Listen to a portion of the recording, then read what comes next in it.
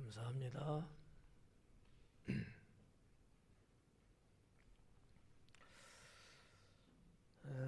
건강들 하셔요? 별로 그런 것 같지 않은데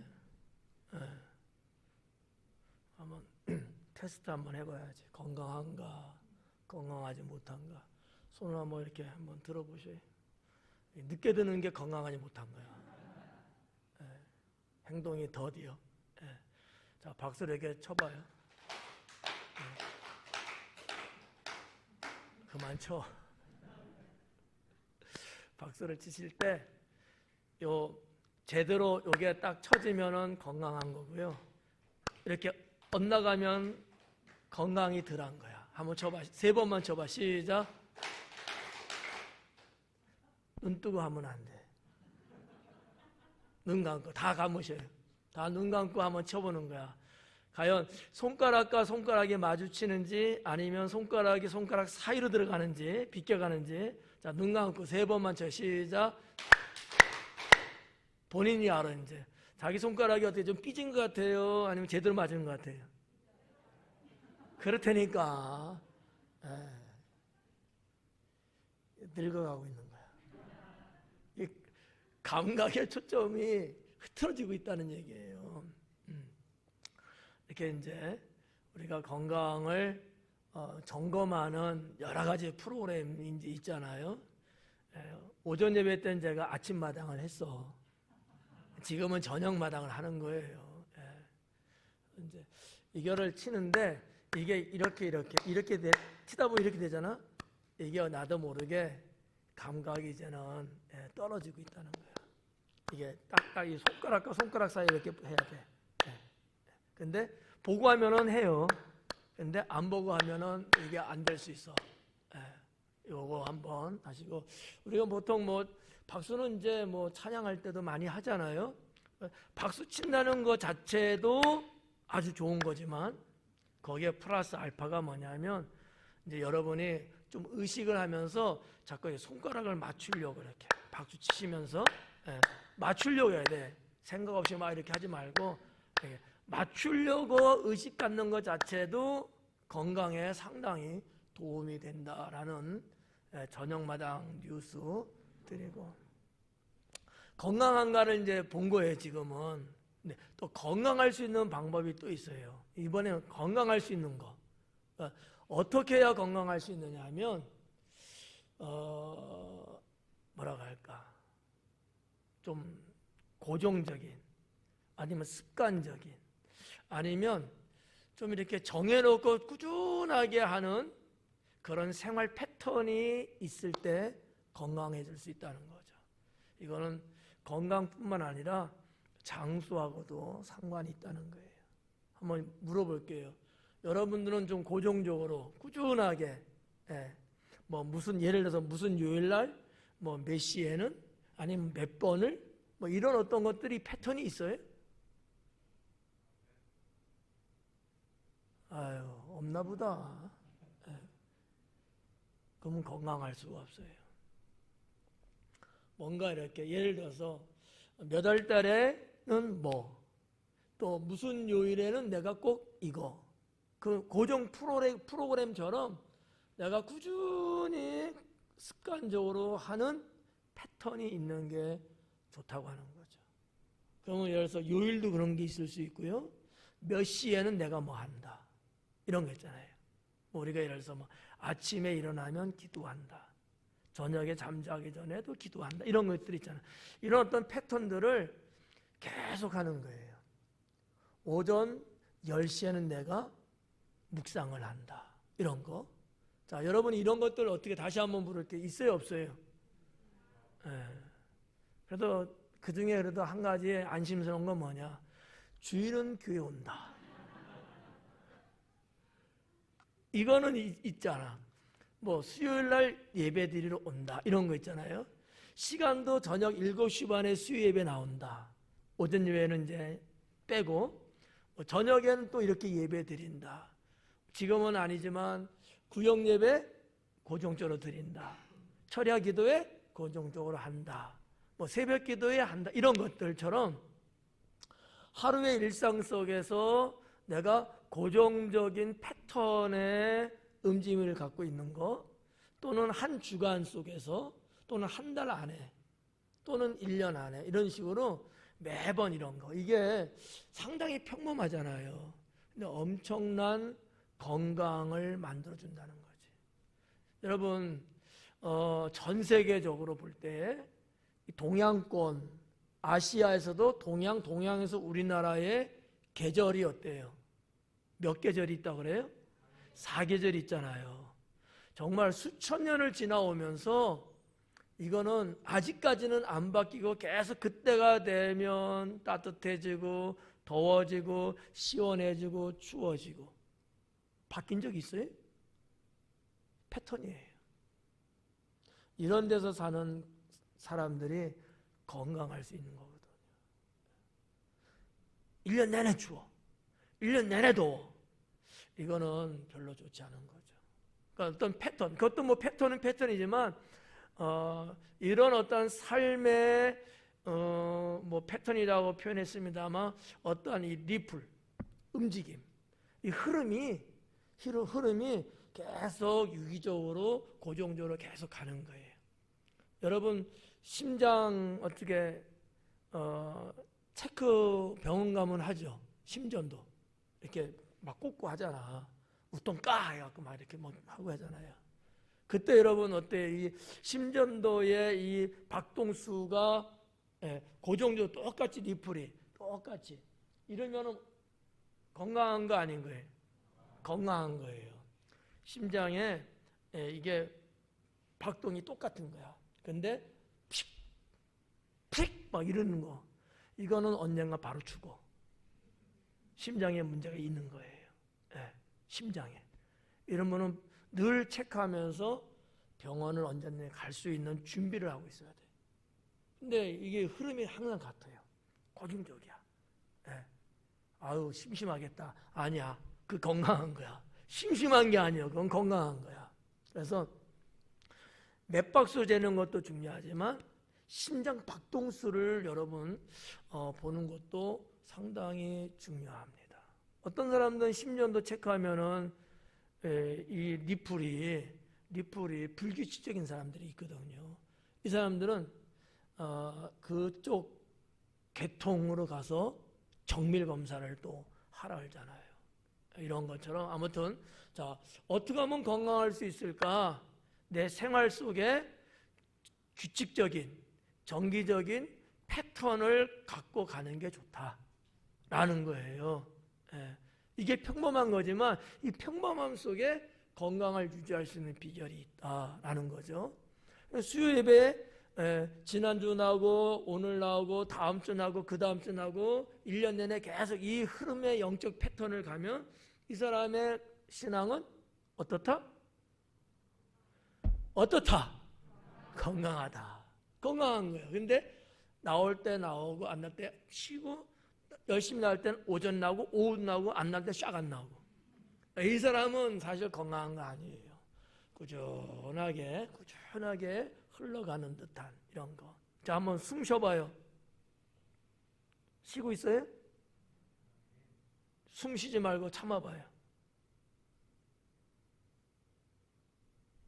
그만하라 할 것 같지? 계속 해봐요. 숨이 이제 막 그냥 벅차오르잖아요. 숨 쉬세요. 죽으면 큰일 나니까. 호흡도 규칙적으로 이렇게, 그죠? 규칙적으로 계속 이렇게 쉬면 건강한 사람이에요. 이게 안 되면 건강이 어딘가 이상이 있어. 모르지 또 허파에 또 빵꾸가 나가고 또 바람이 새고 있는지. 자, 아무튼 이런 부분들, 우리가 건강이라는 것이 참 중요하다. 신앙생활을 잘하는 데 있어서도 건강하지 못하면 마음뿐이지 잘할 수가 없어요. 그렇잖아요. 하고 싶은데 안 되는 거야. 여러분 집에서 병실에서 누워갖고 숨만 깔딱깔딱 하는데 신앙생활 잘하고 있다고 볼 수 있겠어요? 아니거든요. 건강은 어떤 의미에서 신앙과 직결되어 있다, 이렇게 보시고 건강할 때 건강을 지킬 수 있어야 됩니다. 저녁마당은 끝. 그래서 왜 이 말씀드리냐면 오늘 읽은 본문 말씀에 중풍병자에 대한 말씀이거든요. 자, 이분은 태어날 때부터 중풍병 걸렸을까요? 아닐 거예요. 살다가 어느 때에 그죠? 중풍병 걸린 거 아니겠어요? 얼마나 여러분 힘들겠어요?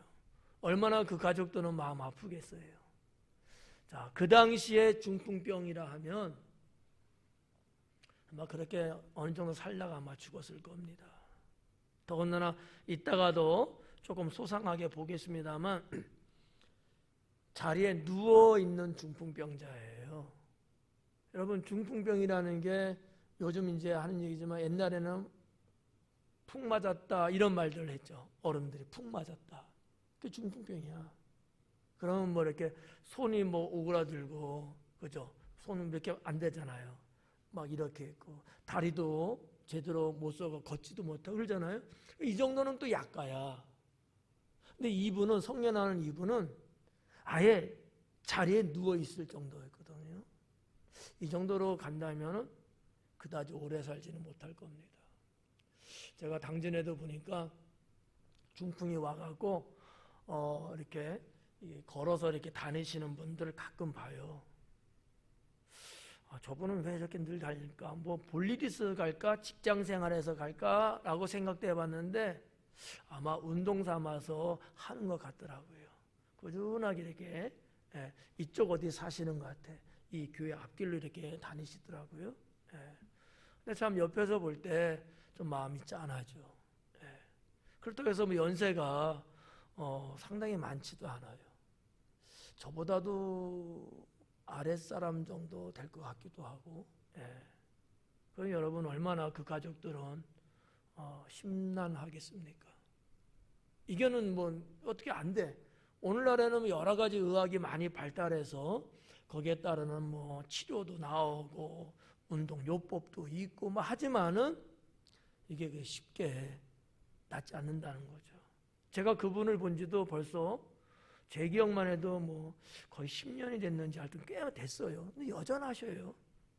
여전하셔. 그래갖고 발도 여러분 같은 이렇게 하잖아. 근데 이분이 이렇게 접혀.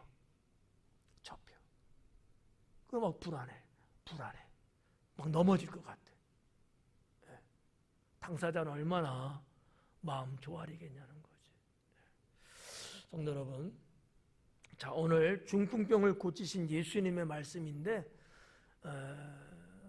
우리 모두가 하나님의 은혜 속에 살면서 건강 잃지 말고 정말 사지가 멀쩡하고 오장육부가 튼튼하고 뭐 영적인 것뿐만 아니라 육적인 것까지도 정말 강건하셔갖고 마음껏 정말 최대로 주님을 잘 믿으시면서 행복한 삶을 살 수 있기를 축원합니다. 자, 17절 말씀부터 볼게요.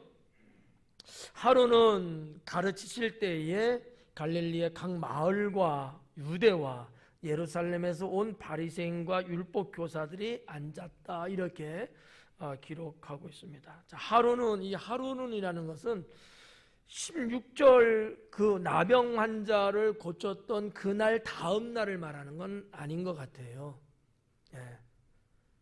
언젠지는 모르지만 뭐 이틀이 지난 수도 있고 일주일이 지난 하루일 수도 있어요. 어느 날 하루에 원데이예요. 그냥 어느 날 하루.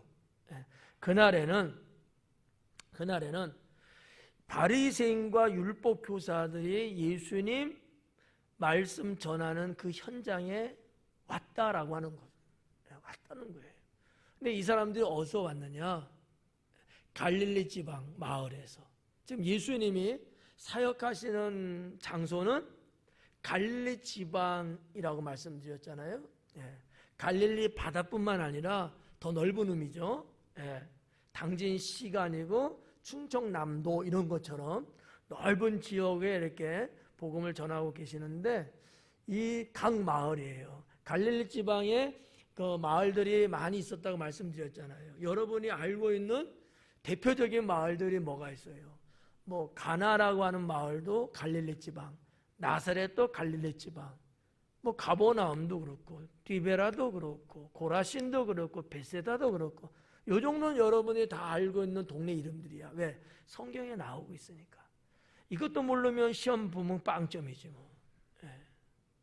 이런 거예요. 그러니까 마을들이 보편적으로 약 한 100가구 정도 내외로, 물론 적을 수도 있고 많을 수는 있어요. 그냥 보편적으로 하나의 마을을 빌리지를 형성하고 있는 게 약 인구수로 보면은 적게는 100명 정도, 많게는 한 300~400명 정도, 이런 식으로 각 마을들이 있었다는 거죠. 현대 사회처럼 막 수천 명, 수만 명이 있을 수가 없어요. 거기는 그 지형적인 자체가 그렇게 모여 살 수 없거든요. 근데 여러 마을에서 바리새인들과 율법 교사가 왔다는 거고, 또 하나는 유대 지방에서도 왔다는 거예요. 사실은 이 거리가 상당히 멀죠. 갈릴리 지방은 뭐 멀어도 몇십 킬로 안짝이거든요. 유대 지방은 안 그래요. 몇백 킬로 되겠죠. 한 200킬로 정도는 포함될 거예요. 왜냐하면 위에 갈릴리 지방이고 중간에 사마리아 지방이고 그 밑으로가 유대 지방이거든요. 이 유대 지방에서도 왔다는 거야, 저 위에까지. 차로 지금도 차로 가도 아마 한 거의 2시간은 움직여야 되지 않을까? 그러면 서울서 한 대전이나 그 아래 동네 정도, 키로수로 약 200km 정도는 아마 좋게 될 거예요. 상당히 먼 거리거든요. 어떤 교통편이 없잖아요. 뭐 바리새인이고 율법 교사라고 해서 뭐 특별한 무슨 뭐 전세기가 있겠어요? 아니란 말이야. 걸어왔든지 나귀를 타든지 뭐 그 정도지. 여기는 뭐 배로 뭐 타고 올 때도 아니잖아. 육지니까. 거기서 또 온 거예요. 또 예루살렘이라고 하는 이스라엘의 수도죠. 거기에는 많은 종교 지도자들이 있잖아요. 거기서도 온 거야. 그러니까 예루살렘이 유다 지방 안에 있는 수도지만 유대 땅은요, 그 밑에도 있거든. 어떻게 보면은 이스라엘 전 지역에서 왔다고 봐도 틀림없어요. 이 정도면. 왜 왔냐 이거지. 복음을 듣고 싶어서 왔을까요? 뭐 때문에 왔을까? 뭐 예수님의 입소문이 뭐 널리 퍼진 거예요. 정탐하기에서 왔을 거예요. 도대체 어떤 사람일까? 도대체 무슨 말을 할까? 민심은 동요되고 사람들은 나사렛 예수 이야기하고 그가 행하는 여러 가지 이적과 능력들이 있다고 하는데 정말 그럴까? 저자가 백성들에게 미치는 영향과 우리가 유대 백성들에게 끼치는 영향하고 대비해 봤을 때 자신들의 위치가 불안할 수도 있는 거거든요. 지도자의 포커스가 달라진단 말이에요. 자기들에 의해서 모든 백성들을 움직이고 이끌어갔던 것이 사실인데, 아니 언젠가부터 나사렛 예수라는 자로 인해서 백성들이 움직이고 있어요. 지금 그들에게 있어서는 심각하지 않을 수 없거든요. 그래서 아마 제가 생각하건대는 정탐하러 뭔가 알아보기 위한 정보를 수집하기 위해서 왔을 것 같다. 그러나 일반 사람들을 보내지는 않았던 거예요. 바리새인과 율법 교사가 왔다는 거예요. 이게 무슨 의미냐? 단순한 정보를 수집하기 위해서 온 것은 아니다라는 거죠. 그럼 어떤 정보일까요? 종교적인 정보였을 것이다라는 거죠. 일반 정보를 얻으려면 뭐 휘하에 일반 사람들 보냈을 거예요. 율법 교사, 이 사람은요 전문가예요. 그러니까 율법 교사라고 오늘 본문에 나왔는데 뭐 다른 데서는 율법사라고 나오고 또 서기관이라는 단어도 나오잖아요. 똑같은 거예요. 그럼 하는 일이 뭐냐? 하나님 말씀 읽고 연구하고 번역하고 또 더 많은 신앙생활하는데 정말 유익하게 만들어낼 수 있는 그런 것들을 만들어내는 작업들을 했어요. 바리새인들이 하나님의 백성들이 보다도 하나님 여호와를 잘 믿게 하기 위한 어떠한 학문적인 부분들, 신앙적인 부분들, 종교적인 부분들을 더 많이 발굴해내는 거예요. 학문적으로. 네.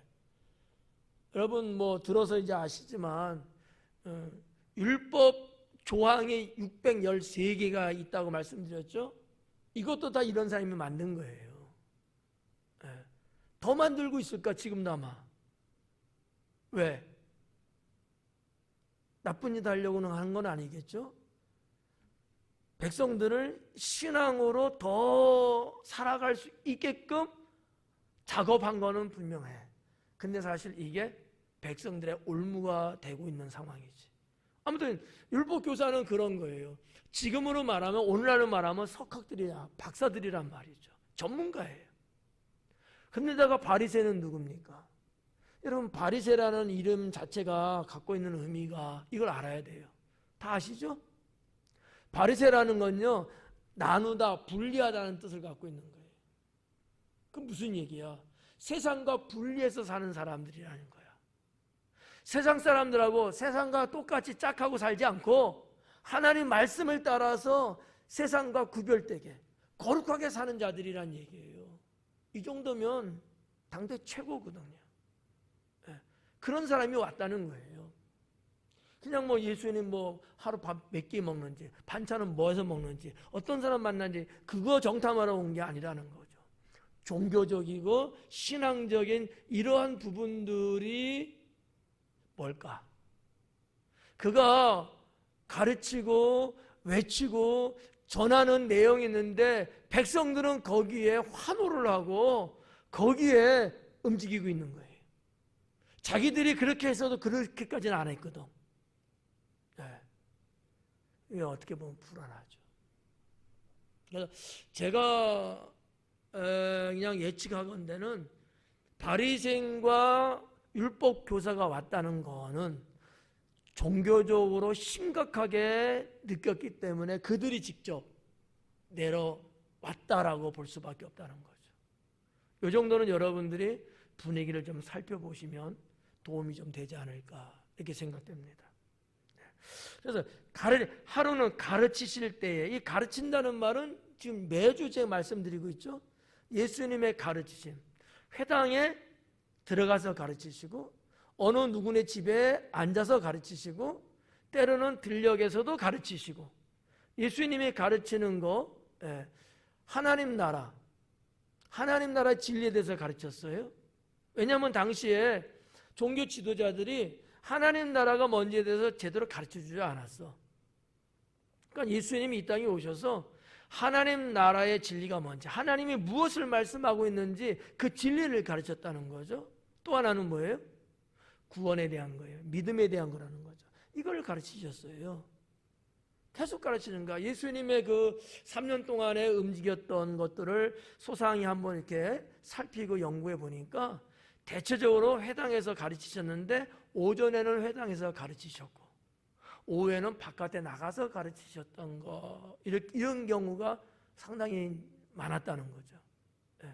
여기는 지금 어느 집에서 지금 가르치는 장면이에요. 좀 특이하죠. 흔한 건 아니에요. 집에서 가르치는 경우 흔하지 않아요. 근데 아무튼 그렇다는 거죠. 예수님이 이렇게 가르칠 때에 바리새인과 율법 교사가 예수님 있는 그 집에 와서 주님 앞에 앉은 거예요. 살이 떨린다. 그렇잖아요. 예수님도 이들이 누구라는 것을 알까 모를까요? 분명히 아시죠. 전지하신 주님이 그걸 모르시겠어요? 안단 말이지. 근데 여기 보니까 17절에 앉았다 그래요. 앉았는데 병을 고치는 주의 능력이 예수와 함께 하더라. 문장이 사실은 하나의 문장으로 됐지만 원어적으로는 좀 이렇게 나누어져 있는 문장이죠. 그들이 앉았다. 그리고 병을 고치는 주의 능력이 예수님과 함께 있었다. 이렇게 이제 돼 있는 문장이에요. 여기 있는 요 문장, 병을 고치는 주의 능력이 예수와 함께 하더라. 요 문장을 조금 다른 말로 제가 원어적으로 말씀드리면, 병을 고치는 주의 능력이 예수님에게 있더라. 이렇게 보시면 훨씬 더 여러분이 이렇게 듣기는 편할 것 같아요. 그게 원어예요. 병 고치는 능력이 예수님에게 있다는 거야. 근데 우리 그 신학자들은 이 번역을 할 때 그렇게라기보다는 예수님과 함께 하더라 이렇게 번역해냈어요. 왜 그랬을까? 뭐 때문일까? 이유가 있겠지 뭐. 제가 볼 때 예수님이 메시아라는 것을 강조하기 위해서 이렇게 번역하지 않았을까라는 생각은 저는 들어요, 개인적으로. 그렇지만 그보다 더 원천적인 게 뭘까? 더 본질적인 게 뭘까? 그분이 곧 하나님이시다 라는 것. 저는 이게 더 중요하다고 보는데, 복음서다 보니까 예수님이 메시아라는 것을 알리는 거. 왜냐? 이 누가복음은 헬라인들에게 보낸 편지거든요. 자, 헬라인이지만 그들이 예수님 믿고 교회 안에 들어와 있어요. 그들에게 주지하고 있는 거야. 예수님이 누구냐? 메시아다. 병을 고치는 주님의 능력이 예수님과 함께 하더라.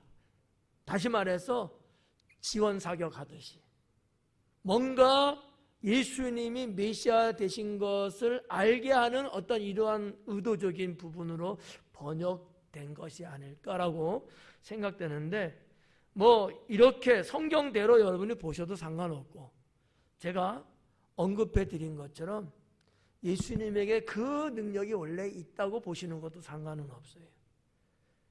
성경적으로 보면은 메시아를 강조하기 위한 것인 것 같고, 원래 능력이 예수님께 있다고 한다는 얘기는 이분이 곧 하나님이라는 것을 말하는 근본적인 이야기를 하고 있는 것이라고 보시면 될 것 같고요.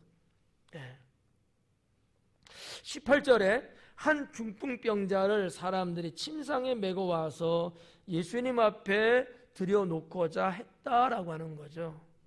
이 말씀은 여러분들이 아마 많은 말씀들 중에서도 그래도 좀 더 들었고 알고 있는 말씀일 거예요. 중풍병자 고친 예수님, 그죠? 근데 여기 내용을 보니까 한 중풍병자를 사람들이 침상에 메고 왔다는 거죠. 아까도 말씀드렸지만 중풍병 걸린다고 해서 모두가 다 침상에 누워 있는 건 아니에요. 처음에 뭐 이렇게 중풍이 들리면 뭐 조그맣게 시작해서 점점 그것이 악화가 되는 거죠. 근데 여기 보니까 이 사람은 중풍병자인데 침상에 누워 있는 자를 데려온 거예요. 침상에 누운 상태로 데려온 거예요. 만약에 병이 심하지 않으면 어땠을까요? 그냥 같이 걸어왔든지 부축해서 왔을 겁니다. 근데 그러지 않은 거예요. 침상에 누운 상태에서 왔다는 얘기야. 중하다는 얘기죠. 이 중풍병자라고 되어 있는 이 원어 헬라어를 분석하면 뭘로 되냐면 시제 완료로 되어 있는데 무슨 얘기냐면 벌써부터 아주 오래전부터 병을 알아오고 있다라는 뜻이에요. 얼마 안 되고 이런 게 아니고 시간적으로 벌써 오래전부터 알아왔던 병이다라는 문법을 사용하고 있다라고 하는 거죠. 그런 거를 볼 때에 예측할 수 있는 것은 이분의 병세는 심하구나. 근데 내용을 봐도 심한 걸 느낄 수 있잖아요. 침상에 누워서 왔어요. 이것만 봐도 이건 중하다. 이렇게 이제 볼 수 있는 거죠. 그럼 메고 와서 예수님 앞에 들여놓고자 했다라고 하는 거죠. 근데 그게 뜻대로 안 됐어요. 예수님 앞에 우리가 데려다만 주면은 이 친구가 나을 수 있을 거라는 생각을 했을 거예요.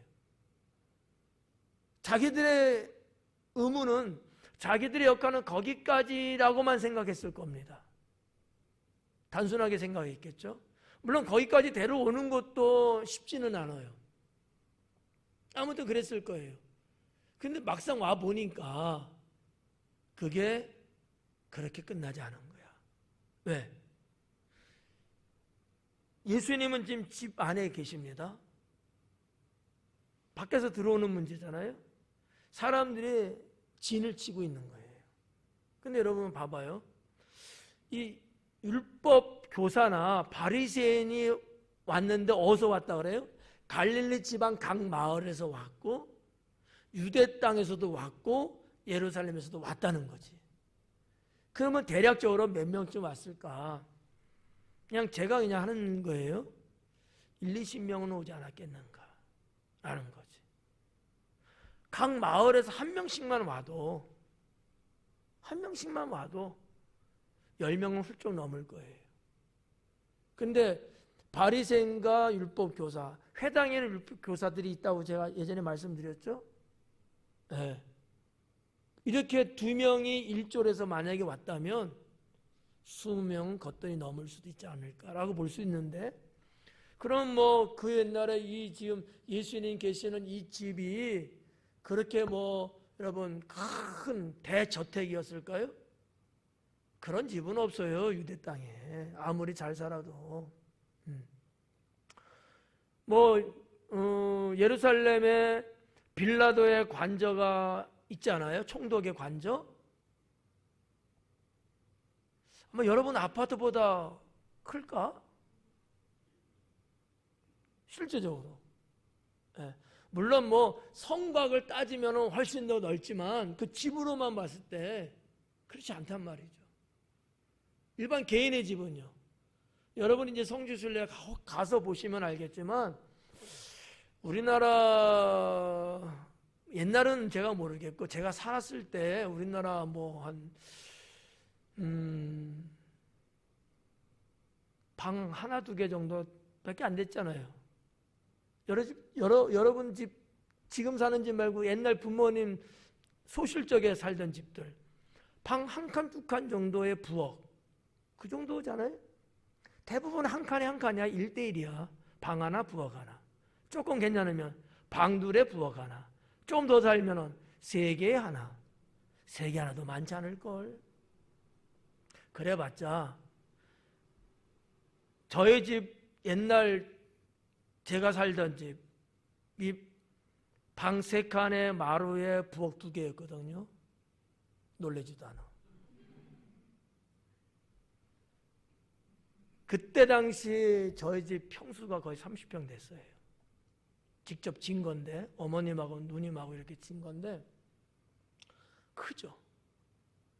근데 요 때는요 한 10평도 채 안 됩니다. 실제적인. 그러면 들어가서 사람이 있어요.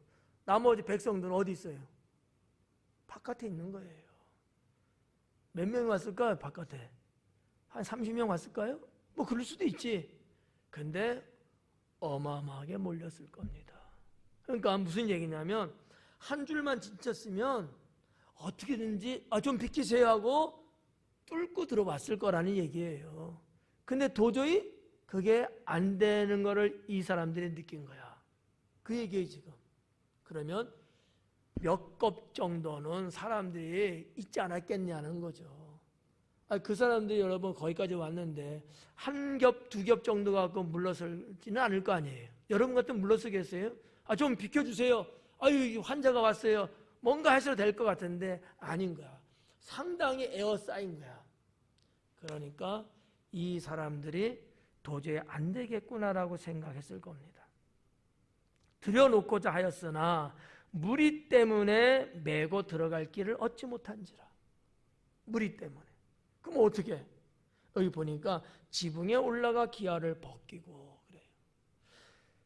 지붕에 올라가서 기아를 벗겼대요. 자, 이 말씀이 재밌어요. 기아라는 단어가 나왔거든요. 유대인의 가옥, 집은 기아가 없습니다. 근데 누가는 여기 분명히 기아를 벗겼다 이렇게 나오고 있어요. 기아. 이 기아라고 되어 있는 원어가 케라모스라는 단어거든요. 근데 진흙이라고도 번역도 하긴 해요. 그냥 보편적으로 기아라는 단어를 쓸 때 사용되는 단어거든요. 근데 유대 집은 기아가 없어요. 모양이 다 스라브입니다. 그러면 그 집을 짓는데 뭘로 졌겠어요? 진흙하고 이영을 갖고 지었다는 거죠. 이영이 뭔지 아시죠? 산지 알아? 뭔지? 뭐야? 천천히 뭐라고? 맞는 것 같으면서 틀리고 틀린 것 같으면서 맞고. 이영이 뭔지 잘 안 쓰는 단어니까. 이영은 뭐냐면 뭐 지푸라기 같은 거 있잖아요. 또는 뭐 벼하고는 추수하거나 그런 거 있잖아요. 그런 것들을 곡단을 모으듯이 모아서 집을 짓는데 진흙하고 같이 반죽해서 집을 형성하는데 쓰는 일종의 지푸라기 군이에요. 뭉탱이. 그걸 이영이라고 그러거든요. 그러니까 유대 사람들은 훨씬 더 전에는 진흙으로만 졌겠죠. 그러다가 지푸라기를 넣어서 이겼어요. 여러분, 우리가 출애굽의 사건을 보면 이스라엘 백성들이 고센 땅 나암셋에서 처음에는 진흙만 이겼어요. 그러다가 이삭이나 지푸라기 가져와서 이겼다 그러잖아. 그게 튼튼하거든. 유대인들의 예수님 당시의 가옥이에요. 그렇게 지었다는 거죠. 기한은 없어요. 근데 누가는 이게 케라모스라는 단어를 쓰고 있는 거예요. 그 왜 그랬을까? 누가복음이 헬라인에게 보내는 편지입니다. 헬라인에게 스라브 이야기하면요, 이게 이해가 잘 안 될 수 있어요. 자기들의 집 가옥에는 기아가 있는데 스라브로 이야기가 돼버리면 조금 그럴 수 있어서 아마 누가는 케라모스라는 단어를 의도적으로 쓰지 않았을까. 물론 이것이 진흙이라고도 번역할 수는 있어요. 그러니까 보편적으로 케라모스는 기아라는 단어를 말하고 싶을 때 썼던 단어다라고 보면 누가가 의도적으로 그러지 않았겠는가 이렇게 보는 거죠. 정말 유대 땅에 기아가 있을까? 없어요. 불가능한 거죠. 이런 부분이 좀 있어요. 아무튼 근데 기아를 뚫었대요.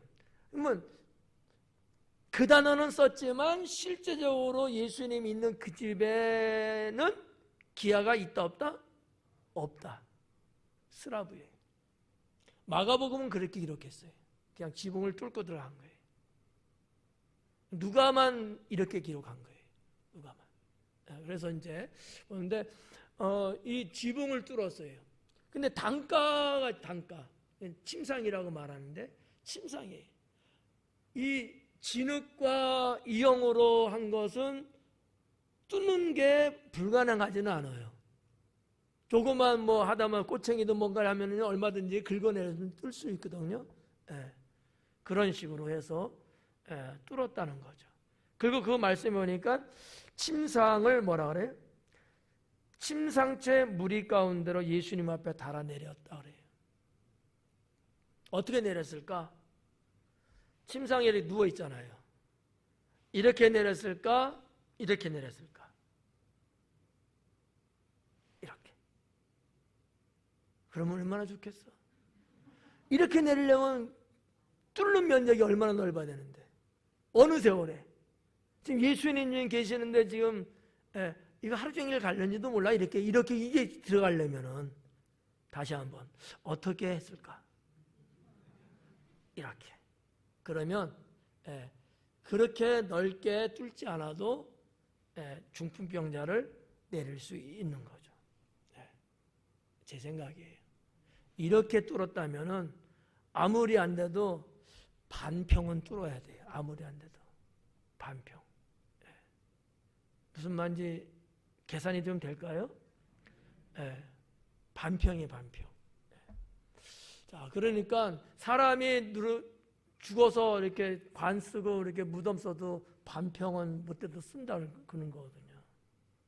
그러려면 시간 엄청 걸렸을 거야. 그건 아닌 것 같고 아마 이렇게 수직으로 내리지 않았을까 이렇게 볼 수 있는 거죠. 뭐 신앙하고는 큰 그런 건 아니지만 이 침상을 메고 온 이 친구, 이 이웃들의 그 열정 대단한 거죠. 자, 이렇게 예수님 있는데 달아내립니다. 자, 이때에 예수님이 20절에 예수님께서 그들의 믿음을 보시고 이르시되 그래요. 그들의 믿음을 보셨다는 거예요. 그들은 누굴까요? 침상을 메고 온 친구들, 사람들이겠죠? 그들의 믿음을 봤다는 거예요. 오늘날 주님은 여러분의 뭐를 보실까요? 믿음을 보시겠죠. 제가 늘 강조하는 거죠. 여러분의 외모 안 봐요. 봐봤자 볼 것도 없지만. 네. 주님은 외모 안 보잖아요. 믿음 보잖아요. 근데 중풍병자의 믿음을 본 게 아니잖아요. 그를 데리고 온 사람들의 믿음을 본 거거든요. 그렇다고 보면 오늘날에도 내 믿음은 아니지만 내 주변 가족이든 친구든 옆 성도든 그들의 믿음에 의해서도 나는 하나님의 은혜를 입을 수 있다. 중요한 건 믿음이 얼마나 중요하냐라는 거예요. 여러분의 믿음이 주님께 보여질 때 여러분이 아니고 여러분의 가족이든 누구든 그에게도 하나님의 은혜를 줄 수도 있다고 하는 거죠. 네. 이게 사실 어떻게 보면요, 우리들에게는 엄청난 큰 선물인 거예요. 그렇지 않을까요? 한번 솔직히 봐봐요. 여러분 믿음으로 여기까지 왔어요? 내가 볼 때는 아닌 것 같은데? 내가 여러분 아는데? 네. 누군가의 믿음에 의해서 여러분들의 싹이 났고, 그죠? 그 다음부터는 여러분들이 정말 요만큼씩 믿음을 보이시면서 여기까지 왔단 말이죠. 그러기까지는 부모님의 믿음 때문에, 때로는 친구의 믿음 때문에, 뭐 어느 분의 믿음 때문에 시발점은 된 거란 말이지. 친구들의 믿음을 예수님은 보신 거예요. 그러면 우리가 여기서 볼 때 이 친구들의 믿음 말하는데 이 친구들의 믿음은 도대체 뭘까? 친구들의 믿음. 예수님은 분명히 친구들의 믿음을 봤대요. 그래서 제목을 믿음을 보시고 이렇게 정한 거잖아요. 그 친구들의 믿음이 도대체 뭐길래? 첫째는 예수님의 능력을 믿는 믿음이었습니다. 예수님에 대한 소문이 있어서 각색 병을 고치셨네, 뭐 귀신을 쫓아냈네 등등의 이야기를 들었을 거 아닙니까? 우리 친구도 있는데, 우리 친구도 데려가면 고칠 수 있겠구나. 저 나사렛 예수라는 자가 그렇다고 하는데 내 친구도 데려가면 고칠겠구나. 이 믿음이 있었던 거예요. 예수님 능력에 대한 믿음인 거예요. 그게 믿음이죠. 두 번째는 뭐가 믿음이냐면 열정이죠. 열정. 믿음은 열정이에요. 이 친구들 봐봐요. 아까도 제가 살짝 언급했습니다만 오는 것도 그렇거니와 왔는데 사람들이 가로막고 있어서 포기해야 되는 게 정상이에요. 일반적으로 보면. 근데 열정이 대단한 거야. 포기 안 해요. 어떻게든지 이 친구를 살리고 싶은 거야. 그래가지고 자 옥상으로 올라간 거잖아요. 유대인의 가옥, 유대인의 집 구조는 항상 이렇게 1층도 있지만 2층이 있고요. 옥상 슬라브가 있어요. 근데 계단이 옆에 있다고. 계단. 거의 다 있어요. 유대인들의 가옥은. 집 안으로 올라가는 2층이 아니고 바깥에 이렇게 있어요. 우리나라도 그렇게 있는 집들이 있죠. 미처 생각 못했는데 그게 필요하면은 철제로라도 이렇게 하는 집들이 있잖아. 이게 낯싼 집이야. 비싼 집은 안에 내부에서 이렇게 쫙 멋있게 인테리어 해갖고 말이죠. 쫙 올라가 우아하게. 이 친구들이 여러분 그 올라가는 계단이 2차선, 3차선 막 이렇게 되겠어요? 사람이 겨우 한 명이 올라갈 정도밖에 안 될 거야.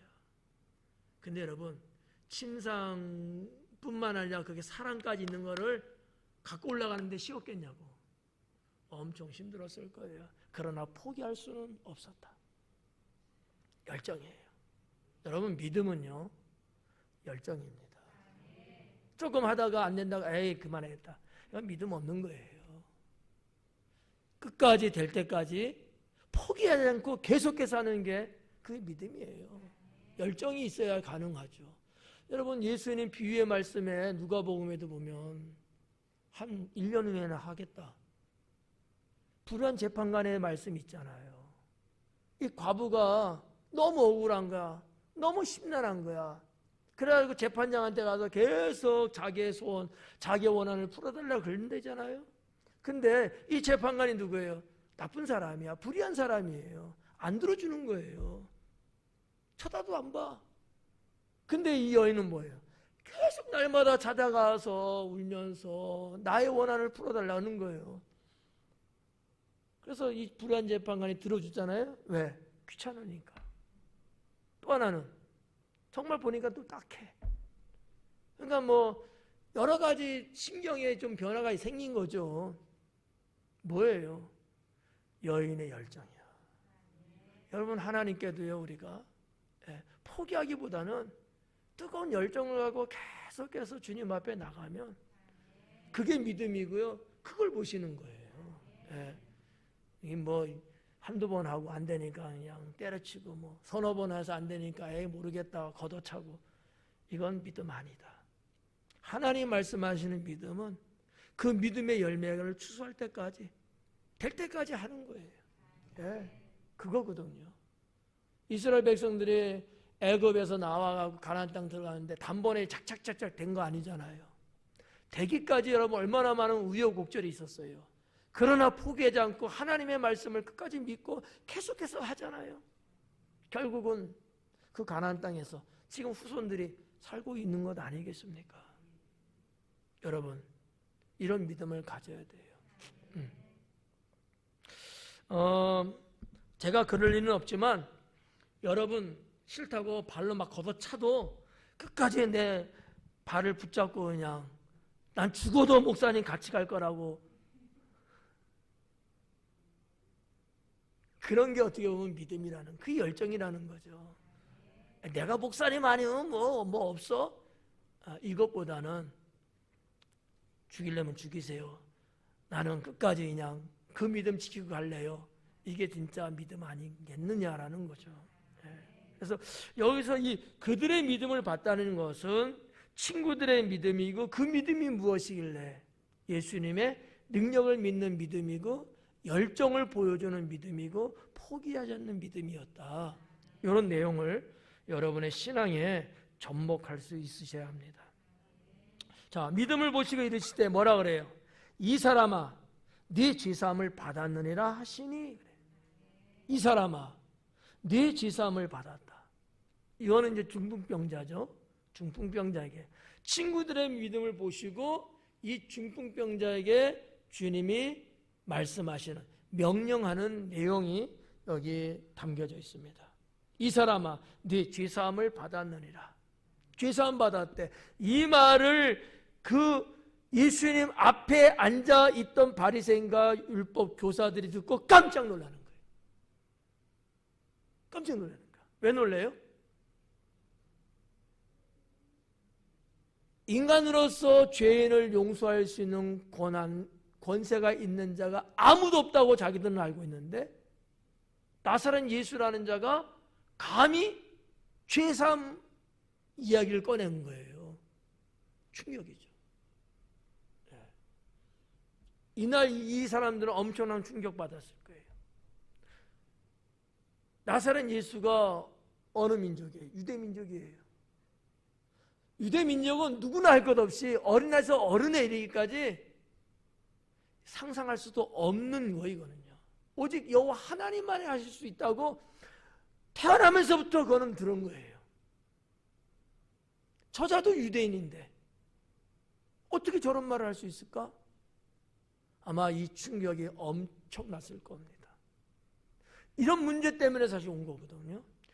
근데 이렇게까지 될, 이런 얘기를 들을 거라는 상상도 못했던 거지. 어떤 장가 무슨 말을 하는가, 무슨 일을 저지르는가, 이런 것들을 보기 위해서 왔지 이런 말 폭탄 선언할 거라까지는 생각을 못했던 거죠. 근데 그 말을 듣는 순간 그들의 입에서, 그들의 마음에 불끈 솟아오르는 게 뭐야? 이는 신성모독이다. 대본에 반사적으로 튀어나오는 거죠. 신성모독. 그게 그렇게 기록됐잖아요. 이 신성모독하는 자가 누구냐?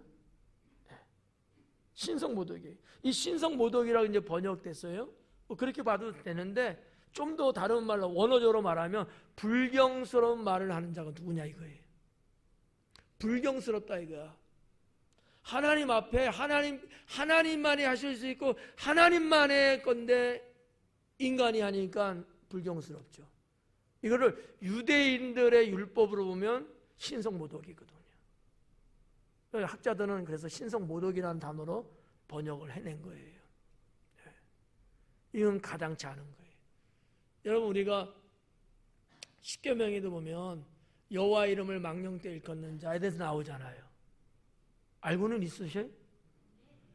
말하니까 아는 거지. 알고는 있죠? 이거 모르는 사람 없잖아요.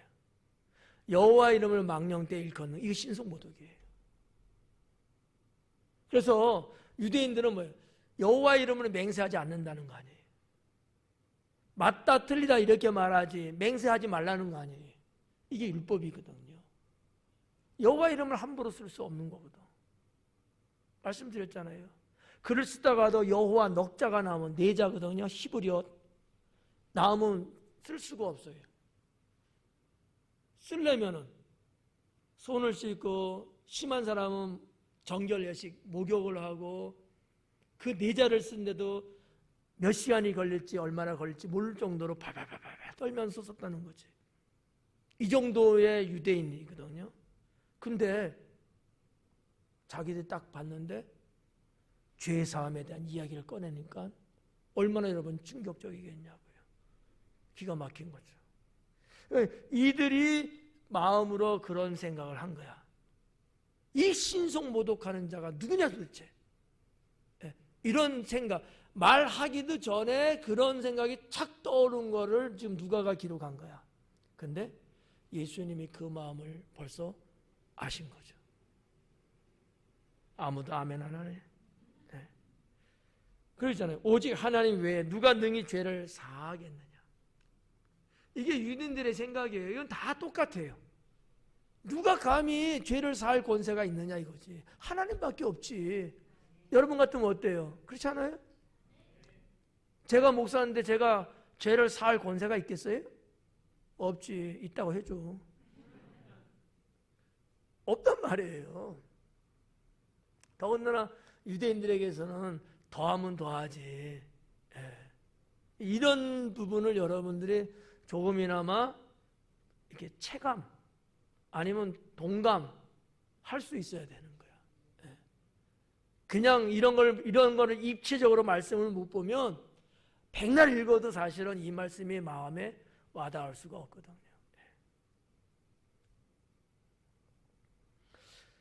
그래서 이제 여기 22절에 보니까 예수님께서 그 생각을 아시고 대답하여 이르시되 그래요. 예수님께서 생각을 아시고, 이 생각을 안 거야.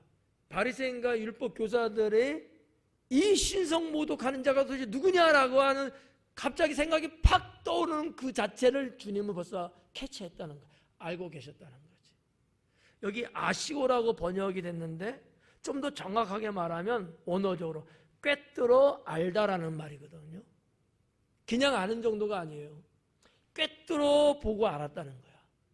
이 꿰뚫어라는 단어가 무슨 뜻인지 아시죠? 밋밋하게 겉표면을 본 게 아니에요. 자, 이거 투명해서 이게 좀 안 되겠는데? 대부분 이 표면을 보잖아요. 이거 보고 안 거야. 컵이네? 근데 꿰뚫어 보면은 뭐가 보여요? 대단한데? 물 보여요? 꿰뚫어 보셨네. 꿰뚫어 보지 못하면 겉면만 보이는 거잖아. 깨뜨려 보니까 이 안에 있는 물이 보인 거예요. 이해가죠? 예수님께서 그들의 생각을 깨뜨려 보고 아셨다라는 표현을 누가가 한 거예요. 무슨 얘기냐? 예수님의 전지하심에 대해서 언급했다는 거죠. 이는 누구만이 있는 거예요? 하나님만이 있는 거예요. 그러니까 예수님이 메시아, 그분이 곧 하나님이라는 사실을 누가는 이렇게 간접적으로 표현했어요. 이 누가복음을 누가 읽게 돼요? 교회 안에 들어와 있는 헬라인들이 읽게 되는 거야.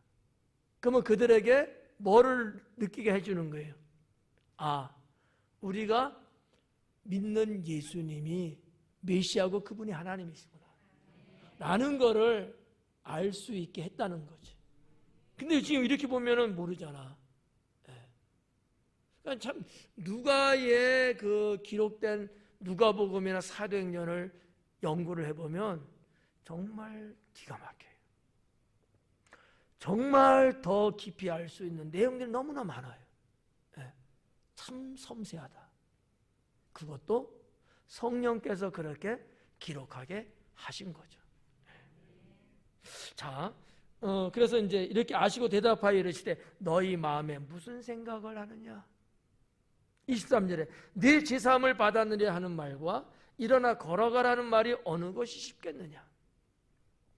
제사함을 받았느냐 하는 말, 일어나 걸어가라는 말, 여러분 생각에는 어떤 게 쉬운 것 같아요? 병자의 입장에서, 중풍병자의 입장에서 너 죄사함 받았어 이 말을 받아들이는 거하고 너 일어나 걸어가 이 말하고 중풍병자는 어느 말이 쉬울까요? 받아들이기가. 앞에 거 뒷거. 여러분 똑똑한데? 그렇잖아요. 그죠? 예수님의 의도가 바로 그 부분인 거예요. 아니 걷지도 못하고 아무것도 못해서 침상에 누워온 사람한테 너 벌떡 일어나서 너가 가져온 침상 가지고 가, 이 말을 믿을 수 있냐고요. 이 말이 마음에 와닿겠냐고. 그렇지 않아요? 그래서 예수님은 네 죄사함 받았느니라는 말을 하신 거야. 이게 놀라운 주님의 지혜고 사랑이고 명철함이라는 거죠. 저는 여기서 우리가 배울 게 있어요. 뭐를 배워야 되냐? 언제나 사람을 상대하고 말할 때 상대방의 입장에서 말을 해야 돼요. 상대방 입장에서. 자, 여러분이 이제 있고, 예를 들어서 여러분 다 부모라고 쳐요. 자녀들이 있잖아요. 부모가 자녀한테 말할 때 부모의 관점에, 부모 입장에서 말하려고만 하지 말고 자녀의 입장에서 이야기를 해야 돼요. 네. 뭐 아예 깐난아기는 그렇다 치고 조금 이제 큰 애들, 뭐 5살, 6살, 7살 이런 애들 있잖아요. 자, 부모인 여러분들이 이야기하는 거야. 무슨 이야기를 했어? 애가 알아들을 수 있는 말을 해야 돼요? 아니면 말하기 쉬운 말만 여러분이 해야 돼요? 그렇죠. 내가 그렇다니까. 내 학문으로, 내 신앙으로 말하면 여러분 아무도 못 알아들어. 미안해요. 여러분이 알아들을 수 있는 말로 풀어서 하려고 하다니까 벌써 40분이 넘었잖아. 나는 나쁜 사람이 아니야.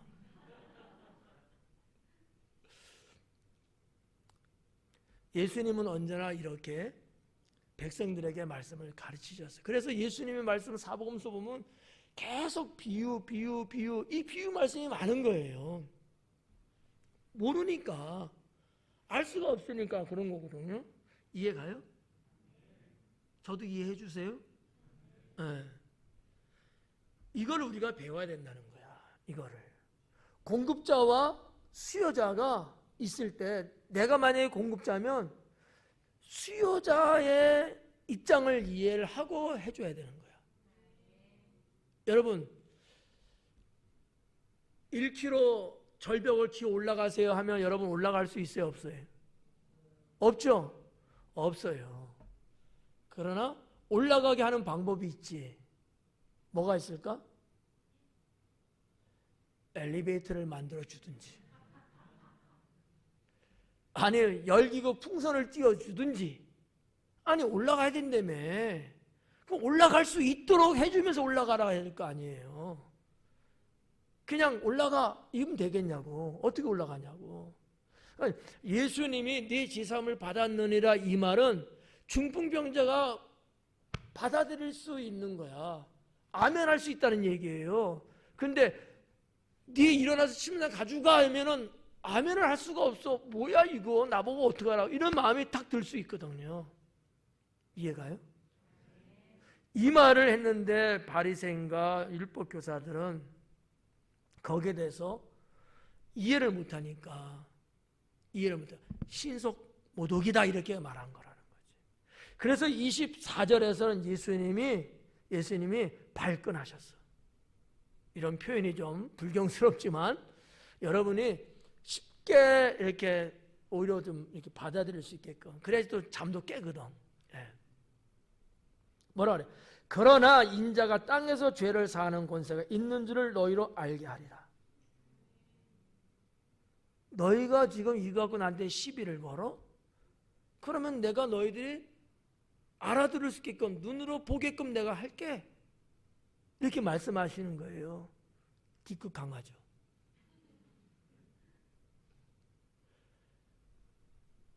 죄를 사하는 권세가 있어. 그래서 제사함 받았느니라 해서 이 바리새인과 율법 교사들이 그 이해 못해도 그냥 통과 밀어붙여도 되는데 그게 아닌 거예요. 예수님은 너희가 이거 갖고 나를 신성모독이라고 지금 죄명을 걸려고 해? 그러면 내가 진짜 그 권세가 무엇인지 보여줄게 라고 현장에서 이걸 보여주시는 내용이 24절부터 나오는 거예요. 그 내용을 봐봐요. 중풍병자에게 말씀하시되 내가 네게 이르노니 일어나 내 침상을 가지고 집으로 가라 하시매 그 사람이 그들 앞에서 곧 일어나. 네. 처음부터 이렇게 하실 수 있지만 그러지 않고 죄사함의 문제를 먼저 언급하셨다는 거죠. 근데 이것이 신학적으로 보면은 죄사함을 먼저 해주시는 게 맞아요. 죄사함을. 근데 지금 이 바리새인과 유대 율법 교사들은 그럴 수 있는 것은 인간은 없다. 이렇게 벌써 갖고 있는 거기 때문에 발끈했다는 거죠. 여기에 대해서 예수님은 어떻게 보면 내가 메시아라는 것을 공식적으로 선언하기 시작합니다. 이 사건이 첫 번째라는 거죠. 지금은 비유적으로 우회적으로 이렇게는 언급한 경우는 있지만 죄사함에 대한 직접적인 내가 하나님이라고 하는 이 표현법을 쓴 적은 없었는데 이날 중풍병자를 고치시면서 예수님이 처음 쓰셨다라고 하는 사실이죠. 우리들은 이런 내용을 이해하기 좀 어려울 수 있지만 유대인들은 충분히 무슨 말인지 알아듣는다는 거죠. 내 침상 가지고 집으로 가라. 그 사람이 그들 앞에서 곧 일어나 그 누웠던 것을 가지고 하나님께 영광을 돌리며 자기 집으로 돌아갔다라고 기록하고 있습니다. 참 유대인은 유대인이에요. 중풍병자도. 왜냐하면 자기의 신상에 일어난 놀라운 기적의 역사를 가지고 그가 첫 번째 한 게 뭐예요? 하나님께 영광 돌렸다는 거지. 여러분 같아도 그러시겠죠? 대답은 잘한다. 그래야 돼. 이게 진짜 신앙이다라는 거죠. 우리가 고린도 교회에 보낸 편지에서도 보면 그런 말씀이 있잖아요. 뭘 하든지 간에 먼저 여호와의 이름을 영광스럽게 하는 게 이게 우선이라고 그러잖아요. 하나님께 영광 돌리는가? 먹든지 마시든지 뭘 하든지 그게 우리 구원받은 자들에게 있어서는 1순위인 거예요. 근데 유대인들은 이게 몸에 배어있는 신앙이 있어요. 우리는 이게 없어. 계속되는 훈련과 신앙의 영성의 연마를 통해서만이 가능한데 이 부분이 그래도 잘 안 되고 있는 거야. 좋은 일 있으면 하나님께 영광 돌리는 경우도 있겠지만 바로 친한 사람한테 전화 먼저 걸어. 뭐 이런 경우 예를 들면 그렇다는 거죠. 바로 회식으로 들어가. 내가 쏠게 막 이렇게. 하나님께 감사의 단을 쌓는 것보다 내가 쏜다 오늘 막 이러잖아. 그러니까 아직도 우리는 믿는다고 하면서도 여전히 하나님을 우선시하는, 영광 돌리는 이런 영적 차원은 조금 부족하지 않겠는가. 그렇다면 이 부분을 우리는요 각성하고 더 우리는 이 부분을 양육시켜야 돼요. 그런 훈련 자꾸 해야 되는 거지. 여러분이 아멘하는 것도 그거고요. 때로는 아주 필살기 때 그냥 주여 외마디 주여 이렇게 외치는 것조차도 이게 누구나 할 수 있는 건 아니라는 거예요. 주님과의 그런 어떠한 교통과 연속성이 있을 때만이 그것조차도 할 수 있다는 거지. 여러분 갑자기 무슨 뭐 아이고 아버지 막 이러잖아. 주님 막 이래요? 그러는 경우도 있겠지만 늘 그러지 못하는 경우가 아마 허다할 거라는 거지. 넘어지려 해도 아이고 이러지 주여 이러냐고. 이런 것들처럼 나의 신상 속에, 나의 생활 속에서 일어나는 크고 작은, 좋든 안 좋든 그때 내가 가장 먼저 하나님께 내가 영광 돌리고 찬양하고. 그래서 그런 것들이 이제 중요하고, 누가 칭찬을 하고 좋은 일이 생기면 여러분이 이런 건 하잖아요. 주님의 은혜입니다. 그죠? 아우 집사님 어떻게 그렇게 잘했어? 주님이 은혜 주셔서 됐어요. 성령아, 야 너 어떻게 그렇게 잘할 수 있었어? 하나님이 하셨어요. 이런 것들이 내용의 양상은 다르지만 다 비슷비슷한 내용이기 때문에 이런 신앙으로 우리가 발돋움해 나가야 된다는 거죠. 여기 있는 중풍병자는 그럴 줄 알았다. 근데 이 사람만 그런 게 아니라는 거예요. 26절에 보니까 모든 사람이 놀라 하나님께 영광을 돌리며 심히 두려워하여 이르되, 똑같아요.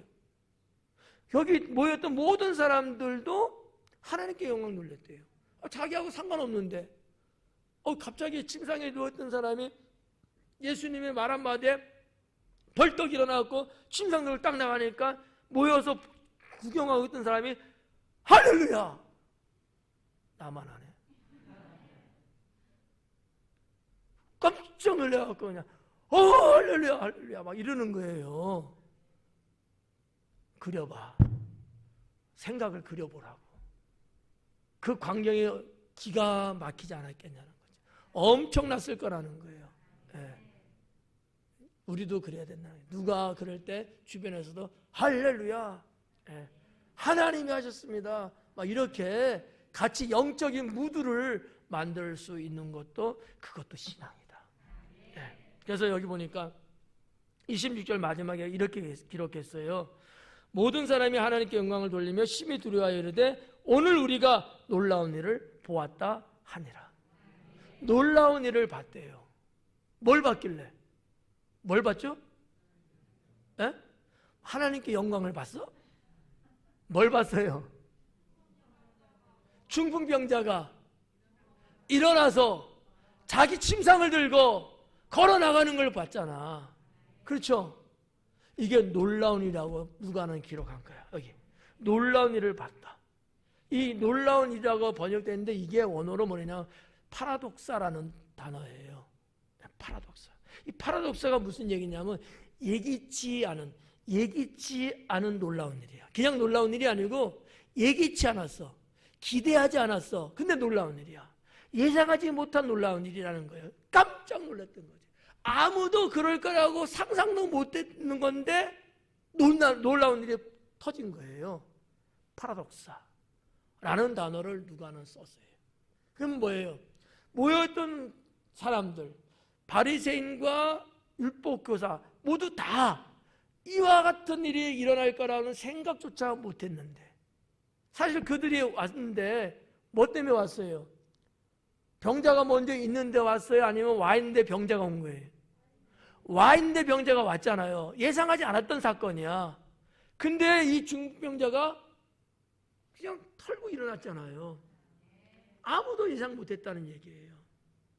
이 놀라움을 누가는 이 단어 하나로서 상황을 잘 설명하고 있지 않는가라고 볼 수 있다는 거죠. 때로는 하나님이 여러분의 삶 속에서도 여러분이 전혀 생각도 않고 꿈도 안 꾸고 하지만 이 놀라운 일을 베풀어 주실 때가 있습니다. 그럴 때는 어떻게 해야 돼요? 하나님께 영광을 먼저 돌려야 돼. 지켜볼 거야. 무슨 말인지 이해 가시죠? 네. 자, 오늘 이렇게 해서 26절까지 말씀을 봤고요. 여러분들이 강해 설교를 통해서 말씀 하나하나를 듣고 마음에 담는데 이게 여기서 끝나면 안 되고 여러분의 삶 속에서 이것이 실천화되어야 합니다. 기도하겠습니다.